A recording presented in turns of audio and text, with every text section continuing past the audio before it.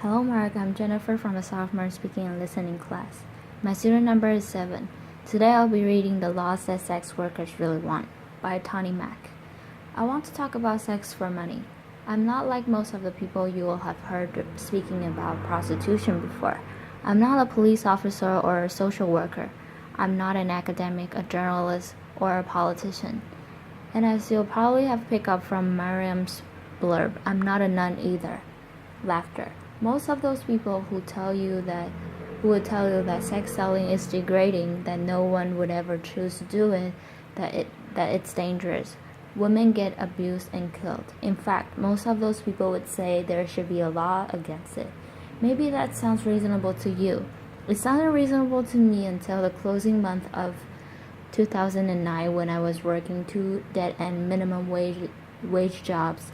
Every month my wages would just replenish my overdraft. I was exhausted and my life was going nowhere. Like many others before me, I decided sex for money was a better option. Now don't get me wrong, I would have loved to have won the lottery instead, but it wasn't going to happen anytime soon, and my rent needed paying, so I signed up for my first shift in the brothel. In the years that have passed, I've had a lot of time to think. I've reconsidered the ideas I once had about prostitution. I've given a lot of thoughts to consent and the nature of work under capitalism. I've thought about gender inequality and the sexual and reproductive labor of women.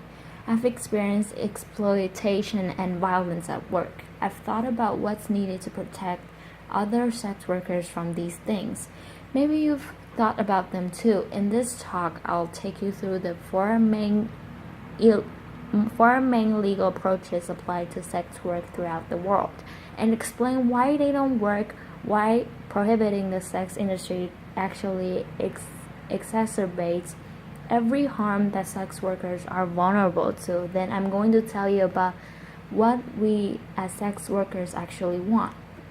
The first approach is full criminalization. Half the world, including Russia, South Africa, and most of the US, regulates sex work by criminalizing everyone involved.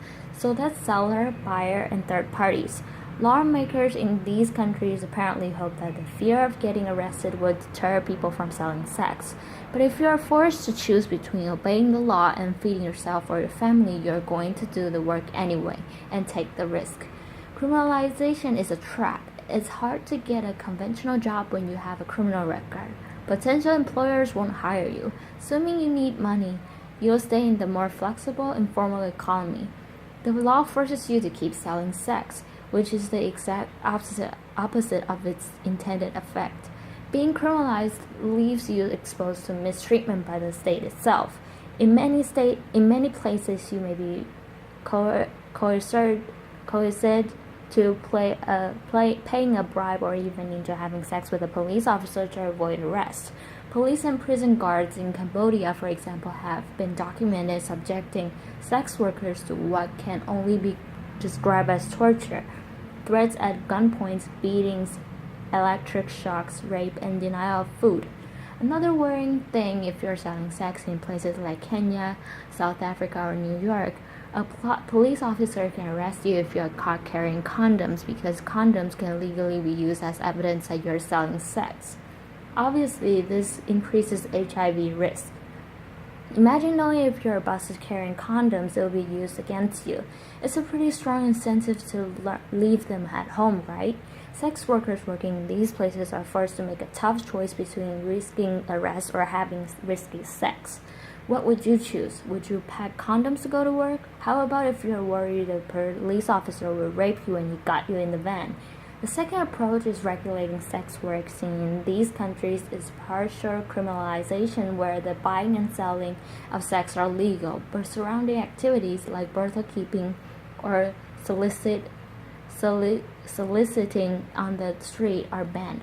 Laws like these, we have them in the UK and in France, essentially say to us sex workers, hey, we don't mind you selling sex, just make sure it's done behind closed doors and all alone. And brothel keeping, by the way, is defined as just 2 or more sex workers working together. Making that illegal means that many of us work alone, which obviously makes us vulnerable to violent offenders. But we're also vulnerable if we choose to break the law by working together. A couple of years ago, a friend of mine was nervous after she was attacked at work. So I said that she could see her clients from my place for a while. During that time, we had another guy turn nasty. I told the guy to leave or I called the police, and he looked at the two of us and said, "You girls can't call the cops. You're working together.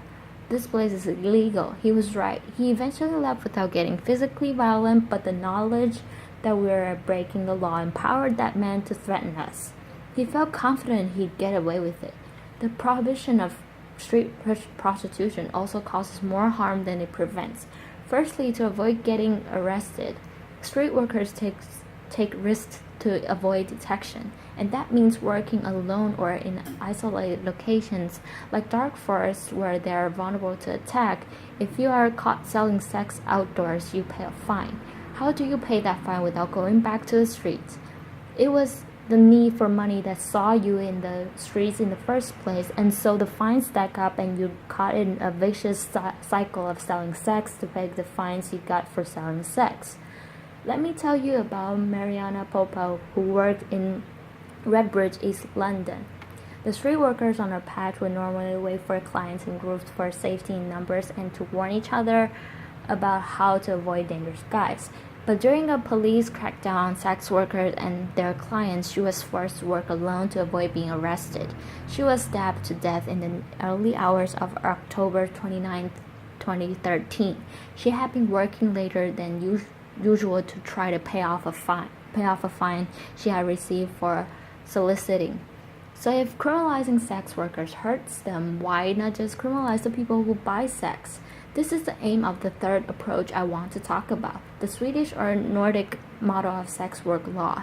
The idea behind this law is that selling sex is intrinsically harmful, and so you are, in fact, helping sex workers by removing the option. Despite growing support for what's often described as the end-demand approach, there is no evidence that it works. There's just as much prostitution in Sweden as there was before. Why might that be? It's because people selling sex often don't have their other options for income. If you need that money, the only effect that a drop in business is going to have is to force you to lower your prices or offer more risky sexual services. If you need to find more clients, you might seek the help of a manager. So you see, rather than putting a stop to what's often described as pimping, a law like this actually gives oxygen to potentially abusive third parties. To keep safe in my work, I try not to take bookings from someone who calls me from a withheld number. If it's a home or a hotel visit, I try to get a full name and details. If I worked under the Swedish model, a client would be too scared to give me that information. I might have no other choice but to accept a booking from a man who is untraceable if he later turns out to be violent. If you need their money, you need to protect your clients from the police. If you work outdoors, that means working alone or in isolated locations, just as if you are criminalize yourself. It might mean getting into cars quicker. Less negotiating time means snap decisions. Is this guy dangerous or just nervous? Can you afford to take the risk? Can you afford not to? Something I'm often hearing is prostitution would be fine if we made it legal and regulated it. We call that approach legalization, and it's used by countries like the Netherlands, Germany, and Nevada in the US. But it's not a great model for human rights. And instead, controlled prostitution, commercial sex, can only happen in certain legally designated areas or venues, and sex workers are made to comply with special restrictions like registration and first health checks. Regulation sounds great on paper, but politicians deliberately make regulation around sex industry expensive and difficult to comply with. It creates a two-tier system, legal and illegal work. We sometimes call it backdoor criminalization. Rich, well-connected brothel owners can comply with the regulations, but more marginalized people find those hoops impossible to jump through. And even if it's possible in principle, getting a license or proper venue takes time and costs money. It's not going to be an option for someone who is desperate and needs money tonight. They might be a refuge or fleeing domestic abuse. In this two-tiered system, the most vulnerable people are forced to walk illegally, so they're still exposed to all the dangers of criminalization I mentioned earlier. So it's looking like all attempts to control or prevent sex work from happening makes things more dangerous for people selling sex. Fear of law enforcement makes them work alone in isolated locations and allows clients and even cops to get abusive in the knowledge they'll get away with. Fines and criminal records force people to keep selling sex rather than enabling them to stop.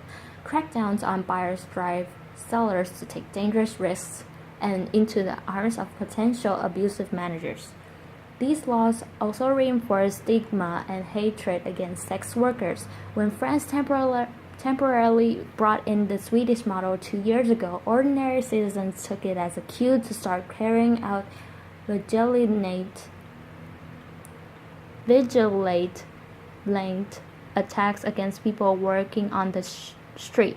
In Sweden, opinion surveys show that significantly more people want sex workers to be arrested now than before the law was brought in. If prohibition isn't harmful, you might ask, why is it so popular? First, sex work is and always have been a survival strategy for all kinds of unpopular minority groups, people of color, migrants, people with disabilities, LGBTQ people, particularly trans women. These are the groups most heavily profiled and punished throughout prohibitionist law. I don't think this is an accident. These laws have political support precisely because they target people that voters don't want to see or know about. Why else might people support prohibition? Well, lots of people have understandable fears about trafficking. Folks think that foreign women kidnapped and sold into sexual slavery can be saved by shutting a whole industry down. So let's talk about trafficking. Forced labor does occur in many industries, especially those where the workers are migrants or otherwise vulnerable, and this needs to be addressed. But it's best addressed with legislation targeting those specific abuses, not an entire industry. When 23 undocumented Chinese migrants drowned while picking cockles in Morocco Bay in 2004, there were no calls to outlaw the entire seafood industry to save trafficking victims. The solution is clearly to give workers more legal protections, allowing them to resist abuse and report it to authorities without fear of arrest. The way the term trafficking is thrown around implies that all undocumented migration into prostitution is forced. In fact, many migrants have made a decision out of economic need to place themselves into the hands of people smugglers. Many do this with the full knowledge that they will be selling sex when they reach their destination, and yes, it can often be the case that these people smugglers demand exorbitant fees, coerce migrants into work they don't want to do, and abuse them when they are vulnerable. That's true of prostitution, but it's also true of agricultural work, hospitality work, and domestic work. Ultimately, nobody wants to be forced to do any kind of work, but that's a risk many migrants are willing to take because of what they're leaving behind. If people were allowed to migrate legally, they wouldn't have to place their lives into the hands of people smugglers. The problems arise from the criminalization of migration, just as they do from the criminalization of sex work itself.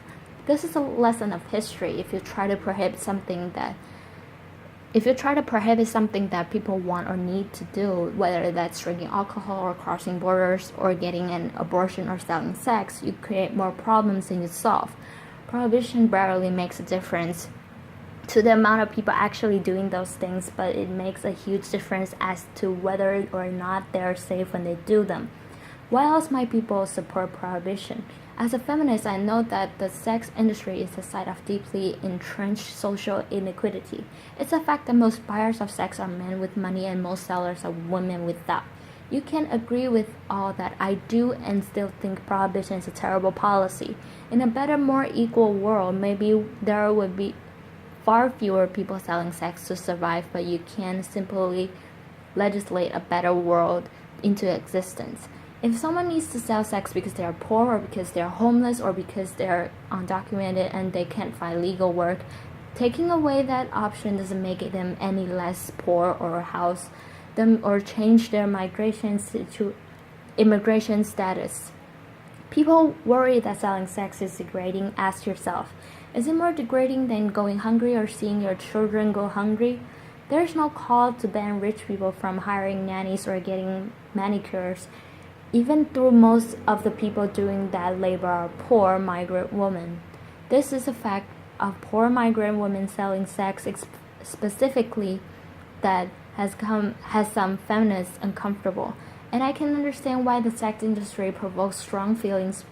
People have all kinds of complicated feelings when it comes to sex, but we can't make policy on the basis of mere feelings, especially not over the heads of the people actually affected by those policies. If we get fixated on the abolition of sex work, we end up worrying more about a particular manifestation of gender inequality rather than about the underlying causes.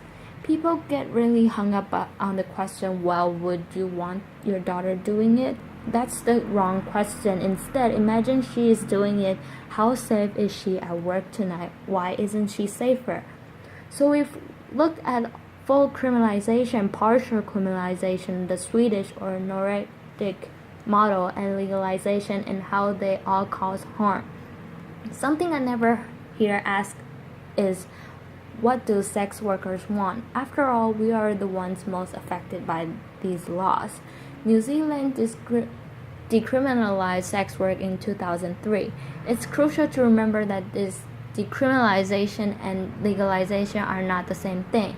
Decriminalization means the removal of laws that punitively target the sex industry, instead treating sex work much like any other kind of work. In New Zealand, people can work together for safety, and employers of sex workers are accountable to the state. A sex worker can refuse to see a client at any time for any reason, and 96% of street workers report that they feel the law protects their rights. New Zealand hasn't actually seen an increase in the amount of people doing sex work, but decriminalizing it has made it a lot safer. But the lesson from New Zealand isn't just that its particular legislation is good, but that crucially it was written in collaboration with sex workers, namely the New Zealand's Prostitutes Collective. When it came to making sex work safer, they're ready to hear it straight from sex workers themselves. Here in the UK, I'm part of a sex worker-led groups like the Sex Worker Open University and the English Collective of Prostitutes.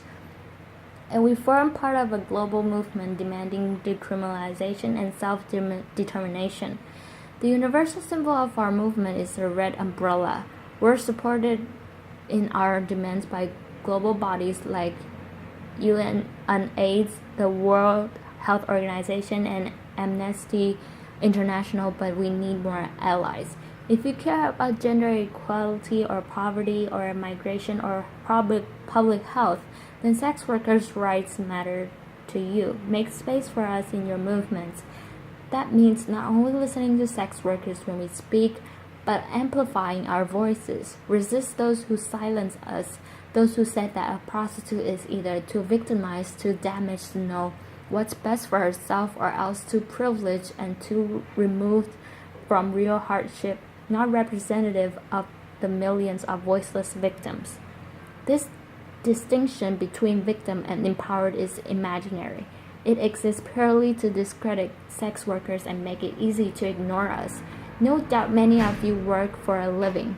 Well, sex work is work too. Just like you, some of us like our jobs, some of us hate them. Ultimately, most of us have mixed feelings. But how we feel about our work isn't the point, and how others feel about our work certainly isn't. What's important is that we have the right to work safely and on our own terms. Sex workers are real people. We've had complicated experiences and complicated responses to those experiences. But our demands are not complicated.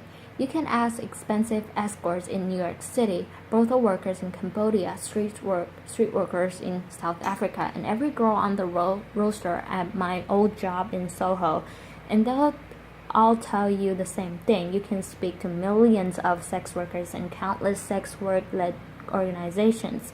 We want full decriminalization and labor rights as workers. I'm just one sex worker on the stage today, but I'm bringing a message from all over the world. Thank you. Applause.